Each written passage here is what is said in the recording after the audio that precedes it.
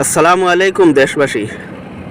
আমাদের করিমগঞ্জ জেলার কাটালতলী কর্তৃক আদর্শ বাংলা একাডেমি স্কুলের গেটের সামনের রাস্তার কিছু অংশ। এই স্কুলে প্রতিদিন 700 থেকে 800 ছাত্রছাত্রী আসা যাওয়া করে, কিন্তু দুঃখের বিষয় আমাদের এই এতিম রাস্তার দিকে কেউ একটুও নজর রাখে না।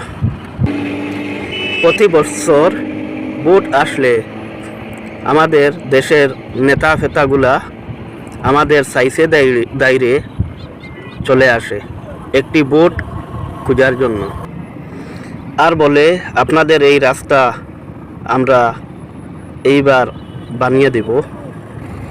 কিন্তু দুঃখের বিষয়, যেই ভোট শেষ হয়ে যাবে, ভোটের পরের দিন থেকে আপনাকে এবং আমাকে তারা চিনেও না। তাই আমি আমাদের গ্রামবাসীর পক্ষ থেকে আমাদের বিধায়ক কৃষ্ণনন্দু স্যারের কাছে আবেদন জানাচ্ছি, আমাদের রাস্তার দিকে একটু নজর রাখেন। ধন্যবাদ।